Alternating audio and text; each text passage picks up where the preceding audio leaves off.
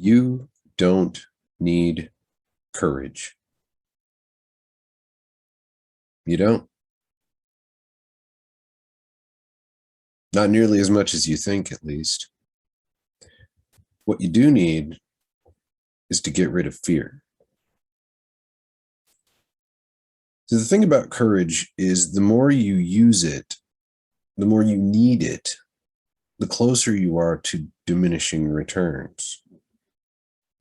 If you leverage your courage properly, you will have taken care of your fears.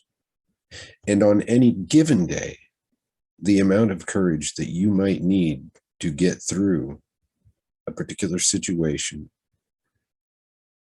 can become remarkably close to zero. If you've done the work and done it right, you'll find yourself at that point where you have virtually nothing to fear. And I'd have you consider that if you get to that point when you're not afraid of anything, you also don't need courage. You don't need to muster up courage for a fight that you can't lose. Like God mode in a video game, you're invincible. And you also don't need it for a fight that you're not afraid to lose, regardless of the cost. Sure, you can recoil from the pain, or you can grit your teeth about buckling down and doing the work required.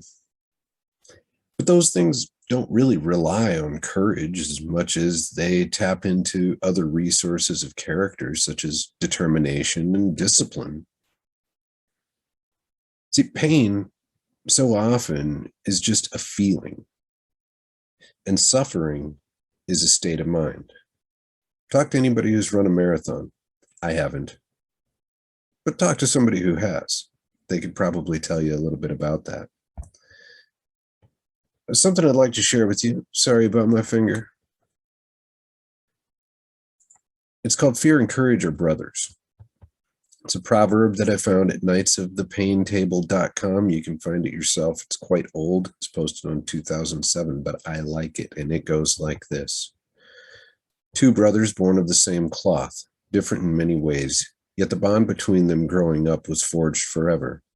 Fear has no direction and cannot see very well. He moves too fast and often lives in the future and in the past. Courage cannot be seen unless his brother Fear is with him. Courage is slower moving and needs great power to emit light. Chronic pain that has no end, or pain for which there is no relief anywhere, can instill a very deep fear that shakes you to your core. Your whole body is mummified in fear that you will suffer horrifically until the end. At that point, you are lost. But something picks you up and carries you. It is fear's brother, courage. Where you find one, you will find the other.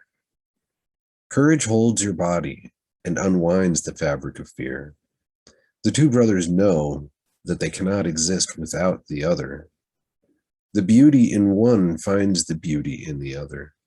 The daggers of pain continue, but courage gains power and holds off the dark night until you are strong again. There's a little bit more to it than that.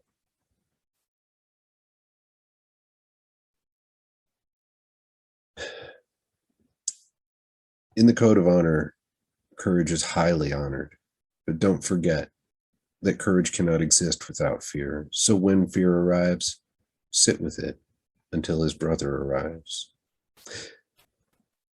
That's where they leave it. So let me be very clear, friend. I'm not there yet. But over the last sets of days, and I don't mean just a couple, I've defeated a number of the demons that tormented me for years. And I've still got a heck of a long way to go, if I'm being honest. And after all, isn't that what we're here for?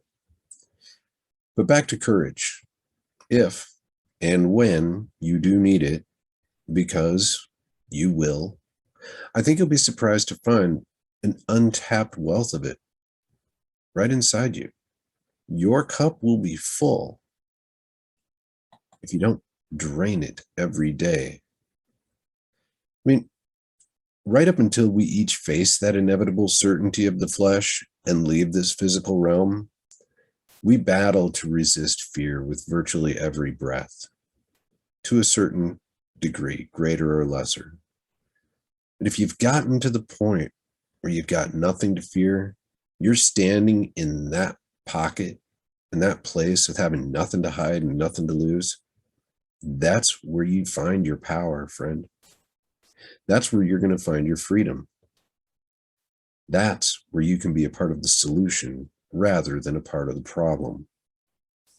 The trouble is, we're not taught by society, our parents, our partners, our peers to actually do it. Nope.